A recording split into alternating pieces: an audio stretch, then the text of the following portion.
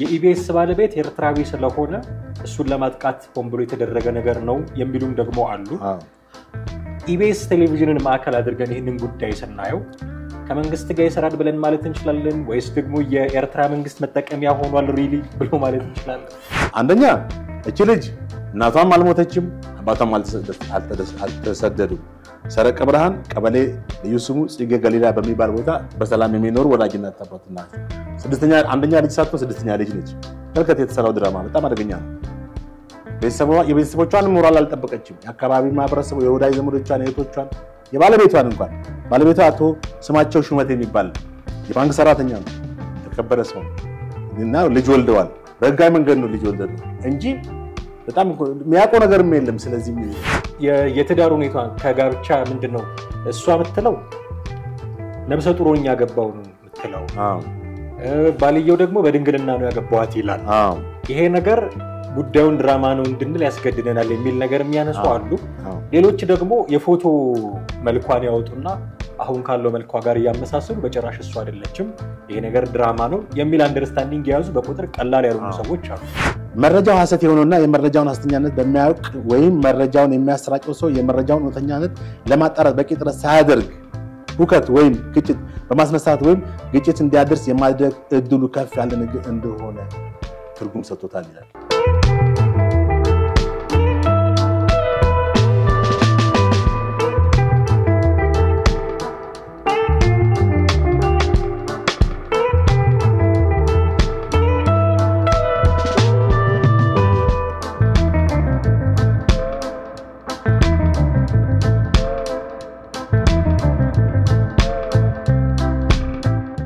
ሰላም ጤና ይስጥልን ውድ ቤተሰቦቻችን እንዴት አላችሁ? ሐመር ሚዲያን እየተከታተላችሁ ነው። ወቅታዊ ፕሮግራማችን ላይ እንገኛለን። ጥላሁን አክሊሉና ማደገፋ በወቅታዊ ፕሮግራማችን ላይ ወደ እናንተ መጥተናል። እስከ ፕሮግራማችን ፍጻሜ ድረስ አብራችሁን ትቆዩ ዘንድ የአክብሮት ግብዣችን ነው። ከኛ ጋር ነው።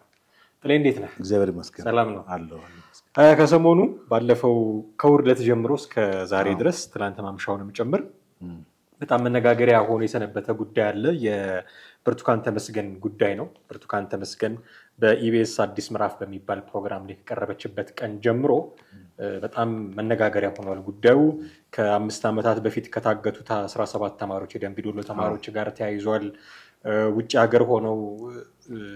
ሀገር ውስጥ ብጥብጥ መፍጠር ይፈልጋሉ መንግስት እንደዛ ብሎ ከገለጻቸው ሰዎች ጋር ከነ መዓዛ መሐመድ ጋር ሁሉ ተገናኘ። ትላንት ስንሰማ በጣም አወዛጋቢ ነገሮች አሉ። እንደው ምናልባት የህግ ሂደቱ ይፈቅድልን አይፈቅድልን አላቅም፣ ግን አንዳንድ ጉዳዮችን ማንሳት ይኖርብናል። ከመነጋገሪያነቱ አንፃር በጣም አሳሳቢ ከመሆኑ አንፃር አንዳንድ ነገሮችን ማነሳሳት አለብን ብዬ አስባለሁ። ከብርቱካን ተመስገን ጋር ግን በተያያዘ በኢቢኤስ መጀመሪያ የተላለፈው በኢቢኤስ ስለሆነ እሱን ራሱን ዘገባውን ብቻውን እንዴት ነው ያገኘው? በኢቢኤስ ላይ የተላለፈበት መንገድ፣ ህዝቡ ጋር የነበረው ሪያክሽን፣ ከዛ አንዳንድ ሰዎች የተረጉሙበት ትርጓሜ በጣም የተለያየ ነው። ቀጥታ ነገሩን ወስዶ አሁን ልጅቷ ደምቢዶሎ ዩኒቨርሲቲ ብላ በአፏ አልጠራችም። ለምንድነው ደምቢዶሎ ዩኒቨርሲቲ ሳይጠሩት አቤት ያለው የሚል ጥያቄ የሚያነሱ ሁሉ ሰዎች አሉና እስኪ መነሻ እንዲሆነን ራሱ ኢቢኤስ ያስተላለፈውን ፕሮግራም ነው። ጥሩ ነው። እንግዲህ እሷ ብርቱካን ተመስገን በኢቢኤስ ቀርባ እንደተናገረችው በጣም ከ5 ዓመት በፊት ተደፍራ ማለትም በተለያዩ ወንዶች ተደፍራ በጣም ብዙ ስቃይ እንደደረሰባት እና በጣም ከባድ የሆነ ጾታዊ ጥቃት ሁሉ እንደተፈጸመባት ነው የተናገረችው። በዚህም ያው አርግዛ ልትወልድ መቻሏን ወደ ጎዳና መውጣቷን እና ይሄን አሰቃቂ ነገር ነው እንግዲህ በኢቢኤስ ያስተላለፈችው። ይሄን ስናገርም የተለያዩ ነገሮችን ተናግራለች። አንደኛ ወላጅ እናቷ በህይወት እንደሌሉ፣ አባቷ እንደተሰደደ፣ ወላጅ እናቷ ሁለት ሌላ እሷ መጀመሪያ ልጅ እንደሆነች ነው የተናገረችው እንግዲህ በቤተሰቡ። ከዛ በሚቀጥለው የተወለደው ልጅ በ3 ዓመቷ መሰለኝ ከ15 ቀን በእርግዝና ምክንያት ወላጅ እናቷም በወሊድ ምክንያት እንደሞቱ ነው የተናገረችው። አሁን እውነታው ግን ወላጅ እናትና አባቷም እንዳሉ እህቷም ባለቤቷም መመስከራቸው ታውቃል። እና የእሑዱ ዕለት የቀረበው በኢቢኤስ ቴሌቪዥን የቀረበው በጣም አነጋጋሪና እስካሁንም ድረስ በጣም ግራ የሚያጋባ ሁኔታ ነው። ምንድነው ይሄ መረጃ እንግዲህ በራሱ አንደበት ትወና መሆኑን ሆን ብሎ እንዳቀረቡት ነው የተናገረችው። በጣም ነው የሚገርም። እቺ ልጅ ምናልባት ተሰውራ ቢሆን እና ሌሎች ሰዎች ምስክርነት ቢሰጡ እውነትነት አለው ትላለች ራሷ ግን ፌክ መሆኑን ተናግራለች እና የቀረበው መረጃ በጣም ስህተት ነው ማለት ነው ፕሮግራሙን ያቀረቡት እንግዲህ በኢቢኤስ ታዋቂ የሆኑት ሉላ ናቸው በጣም ዝነኛና በጣም ጥሩ ስም ያላቸው ጋዜጠኞች ናቸው አይደል ምንም አይነት የኋላ ባክግራውንድ መጥፎ ስም የሌላቸው በእንደዚህ አይነት ጋር በተያያዘ ስማቸው ያልተበከለ ጥሩ የፕሮግራም አቀራራቢዎች ናቸው ይሁንና ባለፈው እንትን የቀረበው ዘገባ በቃ እውነት ነው ተብሎ በጣም ብዙ ሰዎች ዘንድ ቁጣን ፈጥሮ ነበር ቁጭትን ፈጥሮ ነበር አንተ እንዳልከው ቀጥታ ጉዳዩን ከዛሬ 4-5 ዓመት በፊት በደምቢዶሎ ዩኒቨርሲቲ የታገቱት ወደ አማራ ክልል ሲሄዱ የታገቱትን 15 ሴቶች 17 ሴቶች ጋር በተያያዘ አንዷ ነች የሚል ነው እሷ ግን እንደዛ አልተናገረችም ቃል በቃል ከተማሪዎቹ ዩኒቨርሲቲ ከተፈርኩኝ በኋላ ዩኒቨርሲቲ ሄጄ ምናምን ጫካውስ ምናምን ስትል አይምሮአችን ውስጥ ያለው ሜሞሪ ስለሆነ ካነች ሌሎቹንም እንደዚህ አይነት ጥቃት አድርሰውባቸዋል አሉ አንዳንድ ሰዎች አሳይቶ ወይም ገለዋቸዋል ምናምን የተለያየ ብቻ ኮመንት ብቻ ብዙ ሰው ላይ በጣም ከባድ ቁጣና የሆነ አግሬሲቭነት ነው የፈጠረው ዛሬም ድረስ እንዴት ግራም ያጋባ ነው እኮ በሳምንት ባልሞላ ጊዜ ውስጥ ፌክ ኒውስ ነው እንግዲህ ፌክ ኒውስ በራሱ ምንድነው ፌክ ኒውስ ይላል is a news story or hoax news ይላል አንድ መደበኛ የትርጉም የሚሰጠው የዌብሳይት ላይ hoax news which a story created to deliberately misinformed or deceived readers ይላል ሰዎችን ወይም አንባቢዎችና አድማጮችን ተከታታዮችን ሆን ብሎ የተሳሳተ ዜና አቀናብሮ ማለት ፌክ ስቶሪን አቀናብሮ ወይም ሆክስ ስቶሪን አቀናብሮ ማቅረብ ነው ይሄም እንግዲህ የተለያየ ዓላማ አለው የዚህ ጉዳይ ዓላማው እንግዲህ አልስካኑ አዳወቅን በሌላ በኩል ፌክ ኒውስን ሲገልጸው sensational news ይላል sensational information disseminated the guise of under the news reporting ይላል አየ ዞሮ ዞሮ sensational ነው የሰዎችን ስሜት የሚኮረኩር ነው የሰዎች ዝም ብሎ ይሄ ሃርድ ኒውስ ያለ ጥሬ እንትን አይደለም እያንዳንዱ ሰው ጋር እንዴት ለምን የሚል ጥያቄ እንዲያነሳ ማን ነው የፈጸመው ይሄን የት ነው መንግስት ባለበት ሀገር ኖርማሊ አገር ሰራዊት ባለበት ብዙ ነገሮች ባሉበት እንግዲህ እንደዚህ አይነት በጣም አረመናዊ ሁኔታ የሚፈጽሙ ምን አይነት ዘው they are human or inhuman ከብታል ሰዎች ናቸው ወይስ አውሬዎች ናቸው ወደሚል ደረጃ አልፏል እንግዲህ ጉዳዩ ለካነስ ሲባል ፌክ ነው ትላንትና የተላለፈው ፕሮግራም አለ ብዙ ሶስቱን ካየ በኋላም የተለያየ ነገር ያነሳ ግን የኢቢኤስ ላይ የተላለፈው ፕሮግራም ኦፍ ኮርስ ወዲያው ወርዷል ከዩቲዩብ ላይ ብዙ አልቆየም ወዲያው ወርዷል ከዛ ደግሞ ቀናትን አልፈ ብሎ ራሱ ቴሌቪዥን ጣቢያውም ደግሞ ይሄን አይነት ፕሮግራም በማቅረባችን ይቅርታ እንጠይቃለን ብሏል ይሄንን እንዲሰሩ ደግሞ ያደረጉ ሰዎች በህግ እንዲጠየቁ ትብብር እናደርጋለን ከህግ አካላት ጋር የሚል ነገርም ተናግሯል አሁን በዚህ መሃል ፖለቲካ እየሰሩ ይሁን አላቅም እውነታቸውን ይሁን አላቅም ግን ጥያቄ የሚያነሱ ሰዎች አሉ አንደኛ ትላንትናም የተላለፈው ድምጽ ላይ ሰምታው እንደሰማው ጋዜጠኛ ማዛ መሐመድ ስትናገር ሰምተናታል ኢቢኤስ እና መንግስት አንድ ላይ ነው የሚሰሩት የሚል ቃል ተጠቅማለች በተቃራኒው ደግሞ የኢቢኤስ ባለቤት ኤርትራዊ ስለሆነ እሱን ለማጥቃት ሆን ብሎ የተደረገ ነገር ነው የሚሉም ደግሞ አሉ ኢቢኤስ ቴሌቪዥንን ማዕከል አድርገን ይሄንን ጉዳይ ስናየው ከመንግስት ጋር ይሰራል ብለን ማለት እንችላለን ወይስ ደግሞ የኤርትራ መንግስት መጠቀሚያ ሆኗል ሪሊ ብሎ ማለት እንችላለን እንግዲህ ማለት ያው ጉዳዩ ድራማ እንደሆነ ነው ሰደው እሺ ድራማው ምንድነው መልክቱ ድራማ እንግዲህ ኖርማሊ ድራማ ነው ማንኛውም ሰው ድራማ በቴሌቪዥን በሬዲዮም ሊሆን ይችላል ይከታተላል ድራማ መሆኑ ተነግሮ ማለት ነው ተከታታይ ሆኑ ሲሪየስ ድራማዎች አሉ እንድትማርበት እንድትዝናናበት የሚቀርበው ይሄ ግን እንደ ዜና ትክክለኛ ዘገባ ተደርጎ ያንዲት ሴት ያንዲት ወጣት ልጅ የደረሰባት ጾታዊ ጥቃት ያውም ሁሉም ሰው ወደ ፖለቲካ አንግል አድርጎ ከ5 ዓመት በፊት በደምቢዶሎ ዩኒቨርሲቲ የታገቱት ተማሪዎች ጋር አገናኝቷት እሷ ራሷ one of the girls ብሎ ማለትም ከታገቱት አንድ ሴቶች አንዷ ነች በሚል ነው ያሰበው እና ልጅቷ ምስተናገር ምንም አይነት የድራማቲክ ነገር ሁኔታ የለውም የትወና ነገር የለውም መረጃ ነው ማለት እንደ አንድ አሳዛኝ ታሪክ አሳዛኝ ስቶሪ የቀረበ እንትን ነው ልጅቷም እያለቀሰች ነበር አይደል እንትና የፕሮግራሙ አቅራቢ ሉላ አዎ ስለዚህ ብዙ ሰው አልቅሷል አዝኗል በተለያየ ማህበረሰቦች መነጋገሪያ ሆኗል ይሄ ነገር በሳምንት ባለው ጊዜ ውስጥ እንግዲህ ውሸት ነው ሲባል ባለምም ተሰምቶም ተደምጦም የማይታወቅ የፌክ ኒውስ ነው የፌክ ኒውስ ደረጃ ቀደም የፌክ ኒውስ ማለት ምንድነው ሚሊዮን አይተናል የፌክ ኒውስ ተርሚኖሎጂንም ዴፊኒሽንም አይተናል አሁን ይሄ አንዳንድ ከፌክ ኒውስም በላይ ነው ለምን አሁን የተቀነባበረ እንትን ነው ፌክ ኒውስ የሆነ ነገር ተከሰተ ብለ አንድ መረጃ ነው የምታቀርበው እንጂ የሆነ ሰው አቀርበ እንግዳ ያ ሰው ደግሞ የዛ ጉዳይ ተጠቂ መሆኑን ገልጸ ራሱ ባለቤቱ ኖሮ እኔ ሰምቼ አላውቅም እና what is beyond the ኢቢኤስ መረጃ የሚለውን ነገር ነው የምትፈረምረው ገብቷል ቀደም አንተ ያልከው ነገር አለ ነማዛ መሐመድ ጋዜጠኛ ነች እንግዲህ አሁን ሰሞኑን በማህበራዊ ሚዲያም አንዱ የምትሽከረከረው እሷ የተናገረችው ነው ሐሳብ ነው እና አንድም መንግስትና ኢቢኤስ ተቀራርበው ዞሮ መንግስት ነው ያቀናበረው ነው ጉዳዩ እየተባለ I don't know እንግዲህ አንዳንድ አሁን ድራማዎችም እንግዲህ ማለት የፖለቲካ እንትኑ በጣም የረቀቀበት ሁኔታ ጊዜ በላይ ስላለን የዛሬ በደርግ ጊዜ ወያኔ ሀውዜን መታ ደርግ ነው መታ ብሎ ዛሬ ድረስ ትግራይስ ደርግ እንደመታው ነው የሚያስበው በርግጥ ደርግ ነው መታው ግን ፐርፐስሊ ደርግ እንዲመታው አድርገዋል የወያኔ ሰዎች ለምን እዛ አካባቢ መታየታቸውን ሐሙሲት ገበያ ነው ሀውዜን ላይ ነው እዛ አካባቢ መታየታቸውን ኢንፎርምድ ሆኑ እዛኔ ለገሳስፋው ነበር ሻምበል ለገሳስፋው ነበር የሰሜን አዛዥ የነበረው ደርግ ምንም ሳያጣራ ብቻ ህዝቡን ጨፈጨፈ ጄኖሳይድ ተባለ ከዛ በኋላ የትግራይን ህዝብ ማጥፋት እንትን ዓለም አቀፉ ማህበረሰብ ቁጣ ፈጠረ አይታል ወያኔ እንደዛነ ብዙ ድራማዎች አሉ አሁን እንግዲህ ይሄ ነገር ኢቢኤስ እና ወንብሎ መንግስት አድርጓል አላውቅም መንግስት ለምን ፐርፐዝ ነው የሚያደርገው ይሄን ነገር ሞቶ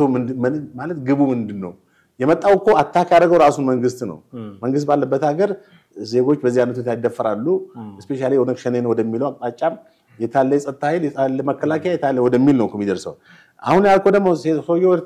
የቤስ ባለቤት ኤርትራዊው ኢትዮጵያዊው ማቆ ነገር የለም እኔ I don't know ግን ታስሯል አይደለ ተለቋል በዋስ የሚሉ መረጃዎች ኦኬ ጥሩ ነው ከተለቀቀም ኤንዌስ ልጅቷም ታስራለች ይሄን ያደረገ በሰማችሁ በጣም ትልቅ ኢሞራል ነው ገብቷል በክብረ ገብነትም ከትኛውም አንፃር በፍጹም ተቀባይነት ሊኖረው የማይችል ነገር ነው አንድን ያልተከሰተ ነገር ተከስቷል ማለት ፐብሊክ ኦርደር ወይንም የማህበረሰቡን ሰላምና ደህንነትን ራሱ ማወቅ ነው በተጨማሪም ፐብሊክ ሞራል የሚባል የህዝብ የማህበረሰቡን ሞራል አየ ሀገሬ እንደዚህ ነች ብለው እኮ ብዙ ሰው እኮ ደንግጧል እኮ ማለት ምን ዋስትናለን በዚህ አይነት እንደዚህ አይነት አረመኔዎች ባሉበት ሀገር እንዴት መንግስት አለ ብሎስ ማን እንትን ይቀበላል ብሎ ብዙ ሰዎች አስተያየት እንግዲህ ሰጥተዋል አይደለ አሁን እዚህ ጋር የምትመለከተው ምንድነው ነገሩ ፌክ ነው ጫወታ መጨረሻ ላይ የተባለው ነገር ውሸት ነው ተብሎ ነው የወጣው እንግዲህ አንደኛ እቺ ልጅ እናቷም አልሞተችም አባቷም አልተሰደዱም ሰረቀ ብርሃን ቀበሌ ልዩ ስሙ ጽጌ ገሊላ በሚባል ቦታ በሰላም የሚኖር ወላጅና አባት ናቸው አንደኛ ልጅ ሳትሆን ስድስተኛ ልጅ ነች ተልከት የተሰራው ድራማ በጣም አደገኛ ነው የቤተሰቦቿን ሞራል አልጠበቀችም የአካባቢ ማህበረሰቡ የወዳጅ ዘመዶቿን እህቶቿን የባለቤቷን እንኳን ባለቤቷ አቶ ስማቸው ሹመት የሚባል የባንክ ሰራተኛ ነው ተከበረ ሰው እና ልጅ ወልደዋል በህጋዊ መንገድ ነው ልጅ ወልደው እንጂ በጣም የሚያቆ ነገርም የለም ስለዚህ እሷ እንግዲህ አሁን እኮ በጣም ብዙ ፖሊሲ የሚፈለፍለው ነገር ወደፊት ብዙ መንሰማቸው ነገሮች ይኖራሉ ትምርቷን የተማረችው በደምቢዶሎ ሳይሆን አዋሳ ሰው በተማረበት ፊልድ አካውንቲንግ ተምሮ ማኔጅመንት ነው ብሎ ሊዋሽ ይችላል ኮሌጅን እንዳለ ከነንት 40 ምንጭ ተምሮ እኮ አዋሳ ነው ማለት ወይም አዲስ አበባ ዩኒቨርሲቲ ማን ነው አለማ ተምሮ አዲስ አበባ ዩኒቨርሲቲ ነው ማለት እኮ ከባድ ነው የተማርክበትን ኮሌጅ የሰርዘ ያልተማርክበትን መጥቀስም እሱም ራሱ አደገኛ የሞራልን ስታንዳርድን የት ደረጃ ነው ያለው ተቀሳለች ወይ ልጅቷ እንደሚዶሉን የተማርኩት ብላ ተቀሳለች ወይ አሁን የብዙዎቹ ጥያቄ እሱ እንደሚዶሉ ብላ ሳትጠቅስ እንደሚዶሉ ዩኒቨርሲቲ ነው እንትን ያለው ሰው ስቶሪውን ወደ ራሳቸው አንግል የተመዘዙ በርካታ ሰዎች አሉ ቀጥታ ወስደው ነው ምስክርነት ሰጥቷል እዚህ ጋር እሷ ሐዋሳ ሳይሆን ሐዋሳ ነው የተማረችው። ሐዋሳ ነው የተማረችው። በፋርማሲ መጀመሪያ የሚደረሳት ሀሮማያ ነበረ። ከደምቢዶሎ ጋር የሚገናኝ ምንም ታሪክ የለውም። ታሪኳ የሆነ ጓደኛዋ ወደ ደምቢዶሎ ስትሄድ እኔም ደምቢዶሎ ሄዳለሁ እሺ በቃ እዛ ብላ እንዴ ኮሌጅ ዩኒቨርሲቲ እንደዚህ ነው እንዴ የራሱ ምደባና እንትን አለው አይደል ስለ እንትን ስላልክ አይደለም ኤኒዌይስ እሱን ተወሽ አሁን እቺ ልጅ ሞጣ ዩኒቨርሲቲ ሞጣ ሁለተኛ ደረጃ እንደጨረሰች ከዛ በኋላ ሐዋሳ ያለችው ማንደው ደምቢዶሎ ያለችው ፌክ እንደሆነ እህቷ ማስተዋል ተመስገንና ባለቤቷ ስማቸው ሹመቴ አባቷ ደግሞ አቶ ተመስገን ከበደ የሚባሉ እናቷ ወይዘሮ ምንትዋብ ታመነ የሚባሉ በህይወት ያሉ የተከበሩ በምስራቅ ጎጃም የሚኖር ምስራቅ ጎጃም ምናልባት የሚያቃቸው ሰዎች ናቸው ብዬ አስባለሁ እና በአጠቃላይ ትራንትና በወጣ መንግስት ሚዲያዎች ላይ ካምፔን አድርገው ነበር አንድ አይነት ተመሳሳይ የሆነ መረጃ አውጥተው ነበር አሁንም የፖሊስ ተጨማሪ መረጃ ያስፈልጋል ብዬ ነው ማስበው ነው ምክንያቱም ኢቢኤስ ምን አጀንዳ ይዞ ነው አንተ እንዳልከው እነማዛ እነምናምን ከጀርባ የሆኑ some corrupted የሆኑ ነገሮች ይኖራሉ የተቀርማበረ ነገር ይሆናል አንድ የሆነ ታርጌት ማድረግ የፈለጉት ነገር አለ መምታት የፈለጉት ነገር አለ ምናልባት ይሄን መንግስት እንደዚህ ነው ብሎ ለማስጣት ሜዳ ላይ በቃ ጸጥታና ሰላም ማስጠበቅ ያልቻለ ዜጎችን ተብሎ ፐብሊክ አፕራይዚንግ ህዝባዊ ቁጣ እንዲፈጠር ለማስነሳት ሊሆን ይችላል አሁን ማላወቅንም እኮ ማላወቅነው ነገር ነው አናሊሲስ ምን ሰጠው ከብቷል አሁን ኢንዲፔንደንትሊ ሆነን ነው የምንናገረው ስለዚህ የኢቢኤስ እንትን ነው አጀንዳ ነው አሁን በሚመንትን ኢንቨስቲጌሽን ነው ያስፈልገው አጀንዳው ምንድነው እቺ ሉላ የምትባሉ ጋዜጠኛ አስታቅ ነበር ወይ እምልህ የራሱ የኢቢኤስ ጣቢያ አጀንዳ ነው ወይስ ሰው ውስጥ የሚሰሩ ሰዎች ሰም አዲኮ ኢንቮልቭ አድርጓል ወይ ኢንተርቪን አድርጓል አላቅም ከብቷል አሁን ትራንትና በወጡ የመንግስት መገናኛ ብዙሃን የልብ በሽተኛ መሆኗ ነው ትክክል ብቻ ሌላው ፌክ ነው ያቀረበችው ነገር ከተናገረችው በጣም እንደው ማመሳከር ነበረባቸው የኢቢኤስ ሰዎች ተብሎ ሲነሳ የነበረው አንዱ ጭንቅላቴ ተከፍቷል የሚል መረጃ ሰጣ ነበር እሱን እንኳን እንዴት አትሊስት ማሳየት አልቻሉም እስቲ ትክክል እኮ ነው ማሳየት አልቻሉም የሚል ጥያቄዎች ተነሱባቸው ነበር በተመሳሳይ ትላንትና በመንግስት ሚዲያዎች በኩል የቀረበው ማስተባበያ ላይም የሚነሱ ጥያቄዎች እንዲሁ አሉ አሁን ዛሬ ጧት ኦፊስ ስንገባ እና ማን ምን አለ የሚል ነገር ለማየት ስሞክር ነበር ምን አይነት ሪአክሽን ፈጠረ ህዝቡ ጋር ያኛው ሁርለት የተላለፈው የፈጠረውን ነገር አይተናል የትላንትናውስ ማስተባበያ ምንድነው የፈጠረው ህዝቡ ጋር የሚለውን ለማየት ስሞክር ነበርና የትዳር ሁኔታ ከጋብቻ ምንድነው እሷ የምትለው ነብሰ ጡሮኛ ያገባው ነው የምትለው ባልየው ደግሞ በድንግልና ነው ያገባዋት ይላል ይሄ ነገር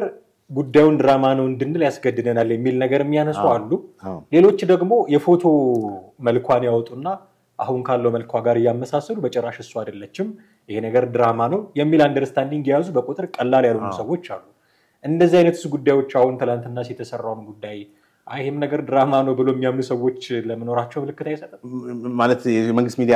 ያወጡትን እኮ እሱ ነው እኮ አሁንም እኮ የሚቀረው ነገር አለ አንደኛ ፖሊስ ምርመራ ያስፈልገዋል የጣቢያው አጀንዳ ምንድነው ጋዜጠኞቹ ሆን ብለው ነው ወይንስ በተቀነባበረ እንትን ሳያቁ ገብተውበት ነው እንደዛም ላስኬድ ይችላል የተቀነባበረም ቢሆን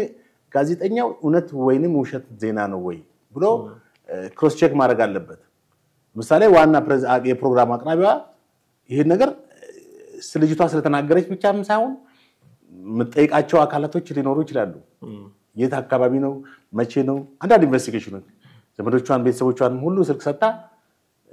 ጠይቃ እንትን ማለት መቻል ነበረባት ያን አድርጋለች አላደረገችም ማቆ ነገር የለም ነገር ግን ከሁኔታው አንፃር ስትመለከተው አላደረገችም ወደሚለው ትሄዳለ ምክንያቱም የወጣው መረጃ ሙሉ ፌክ ከሆነ ሉላ አላረጋገጠችም ማለት ነው ገብቷል ምንም አላረጋገጠ ባሏን በጠይቅ የሚሰጣት ምላሽ ሌላ ነው እህቷን በጠይቅ የሚሰጣት ምላሽ ቤተሰቦቿ የሚያቋችን ሰዎች ለምሳሌ ባሏም ዘመድ አለች መሰለኝ እዚህ ተከሰች እሷን በጠይቅ ብቻ እሷን በታቃቸው ሰዎች ስልክ በሰጥና በጠይቅና እንትን ብትል የሆነ ፍንጭ ታገኝና መረጃውን ከማውጣት አትቆጠብ ነበር ታዘገየው ነበር ከባ ሰርች ታደርጋ ነበር ማለትም እውነት ነው ውሸት ነው ይሄ እሷ ያለችው የሚለው ነገር ኢንቨስቲጌት ታደርግ ነበር አለበለዚያ ዝም ብሎ ማንንም መንገደኛ የነገረን ነገር ካቀረብክ እኮ ያኖስ በቃ ያኖት ጆርናሊስት አይ ቲንክ ፕሮግራሙ የሚሰራበትን መንገድ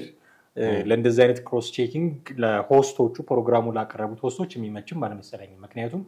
መጀመሪያ የተሰራ ፕሪ ፕሮዳክሽን የተሰራ ጉዳይ አለ። አይተን ከሆነ ድራማ በሚመስል መልኩ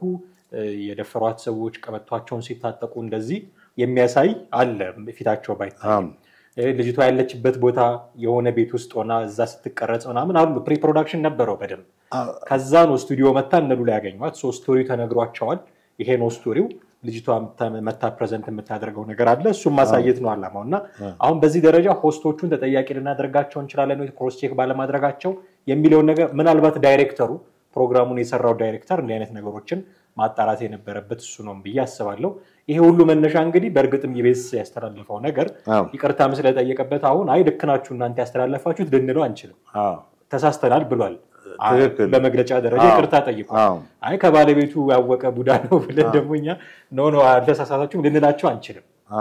ስለዚህ ግን ማድረግ የነበረበት የፕሮግራሙ ዳይሬክተር ኦር ፕሮዲዩሰር እንዲህ አይነት ጉዳዮችን ማጣራት ነበረበት አንለስ እዚህ ጨዋታ ውስጥ እሱ ከሌለበት በስተቀር ነው አሁን ምናነሳው ነገር ምንድነው ምናልባት መውጫ ሊሆን ይችላል ከዚህ ጉዳይ ይሄ መነሻችን የህግ ተጠያቂነት ካለ ምን አይነት ተጠያቂነት ነው ሊኖር የሚችለው ብዙ ጊዜ እንዲህ አይነት ፎርስ ኢንፎርሜሽኖች ሲሰራጩ ምናልባት ሆም ብለው አድርገውታል የሚል መነሻ ከሌለ በስተቀር አንዳንዴ በስህተት ወይ ኢንፎርሜሽኖችም ሊድ አድርገውክ ፎልስ ኢንፎርሜሽን ለህዝብ ልታስተላልፍ ትችላለህ በሚቀጥለው ፕሮግራምህ ላይ ጋዜጣም ከሆነ በሚቀጥለው እትምህ ላይ ይቅርታ ጠይቀህ ትክክለኛውን መረጃ እንድታደርግ የሚደረጉበት ሁኔታዎች አሉ ይሄ ግን ምናልባት ከዛ ከፍ ያለ ጉዳይ ይመስለኛልና ህጋዊ ተጠያቂነቱ እስከምን ጥሩ ወደዛች ከመሄድ በፊት ፕሪ ፕሮዳክሽን ቢሆንም መጨረሻ ላይ ፕሮግራሙን የሚያቀርበው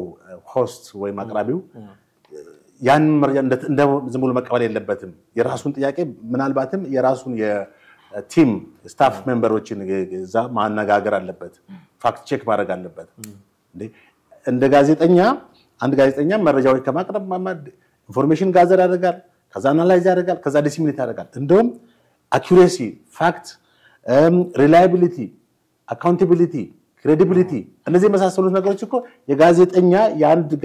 ጋዜጠኛ መርህ ወይም የፕሪንሲፕሎች ናቸው እኮ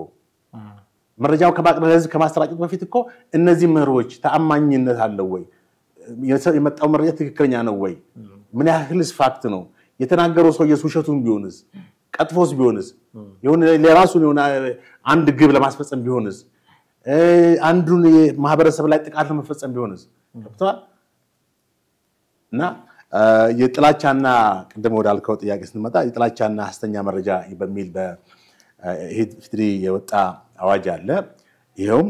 የጥላቻ ንግግርና ሐሰተኛ መረጃን ማሰራጨት በሚል በኢፍትሪ አዋጅ ቁጥር 1185 ህዝባር 2012 ማለት በ2012 የወጣ አዋጅ አለ ይሄውም ምንድነው የጥላቻ ንግግርን ሐሰተኛ መረጃን ስለማሰራጨት ይያል ማንኛውም ሰው እንግዲህ ሐሳቡን በነጻነት የመግለጽ መብት አለው ፍሪደም ኦፍ ኤክስፕሬሽን ወይም ፍሪደም ኦፍ ስፒች የሚባል ይሄ በተባበሩት መንግስታትም ኢትዮጵያ ዓለም አቀፍ የተባበሩት መንግስታትን አባል በመሆን የፈረመችው በመሆኑ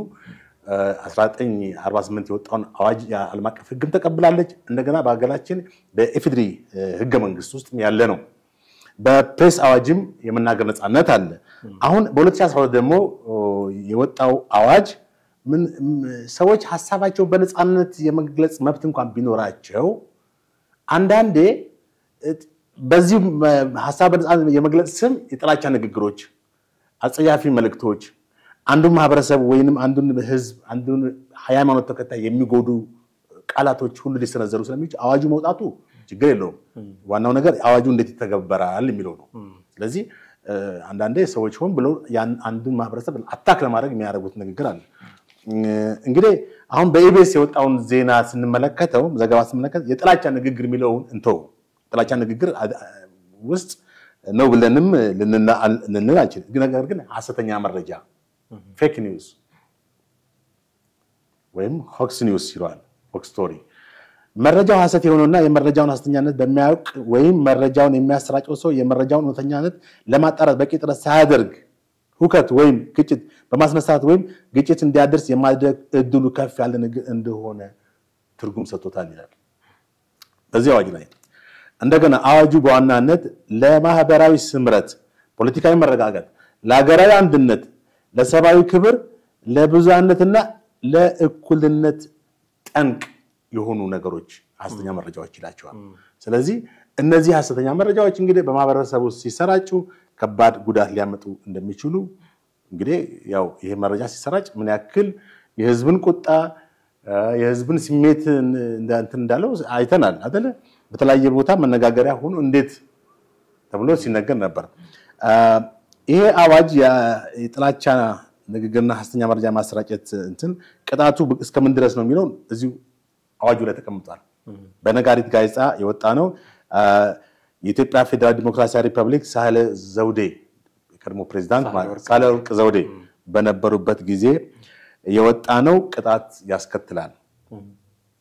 ቅጣቱ እስከምን ነው የሚለው እንግዲህ እዚህ ጋር ሐሰተኛ መረጃ በማሰራጨት ምክንያት በግለሰብ ወይም በቡድን ላይ ጥቃት የተፈጸመ ከሆነ ሐሰተኛ መረጃ ተሰራጭቷል ነገር ግን በግለሰብ ወይም በቡድን ላይ ጥቃት የተፈጸመ አልተፈጸመ አክቹአሊ ሁከት ወይም ግጭት የተከሰተ እንደሆነ ይላል ሁከትና ግጭት እንግዲህ ፍርድ ቤት ብሎ አናላይዝ አድርጎ የወሰነው ውሳኔ ነው ከ2 እስከ 5 ዓመት በሚደርስ ቀላል እስራት ይሆናል ይላል ስለዚህ ይሄ እንግዲህ የፍርድ ቤቱ ህግን የመተርጎም አካሄድ ነው ዞሮ ዞሮ ቅጣት ያስከትላል የህግ ቅጣት አለው ማለት ስለዚህ የተላለፈው መረጃ ያው ውሸት ነው የሚል አንደርስታንዲንግ አለ በመንግስት በኩል የፍርድ ሂደቱ መጀመሩ አይቀርም ከተጀመረ እንደ አይነት ህጎች መጣቀሳቸው የማይቀር ነው ኤግዛክትሊ በትክክል ለማንኛውም ከእህት ብርቱካን ጋር ተያይዞ የሚነሱ በጣም በርካታ ጉዳዮች አሉ ሰሞኑን መነጋገሪያ ሆኖ የሰነበተው ጉዳይም ይሄው ነው ወደፊት ደግሞ ምናልባት የምንሰማቸው አዳዲስ መረጃዎች ካሉ እንዲሁ ልንነጋገርባቸው የሚችሉ ናቸው የሚሆነው ተመልካቾቻችንም ጋር እናደርሳለን እነሱን ለዛሬው ግን እዚህ ላይ ማብቃት ይኖርብናል በጣም አድርጌ አመሰግናለሁ ጥላሁን ኦኬ ቴንክ ዩ ወደ ቤተሰቦቻችን እናንተም ከኛ ጋር ለነበራችሁ ቆይታ እጅግ አድርገን ነው የምናመሰግነው በሚቀጥለው ጊዜ በሌላ ርዕሰ ጉዳይ እንዲሆን ጠብቃችኋለን የትኛውም አይነት ሐሳብ አስተያየት ካላችሁ በስልክ መስመራችን መደወል ሐሳብ አስተያየቶቻችሁን ደግሞ በኮሜንት መስጫ ሳጥን ውስጥ በመጻፍ ልታደርሱን ትችላላችሁ በሚቀጥለው ፕሮግራም በሌላ ርዕሰ ጉዳይ እናገኛችኋለን ጤና ይስጥልን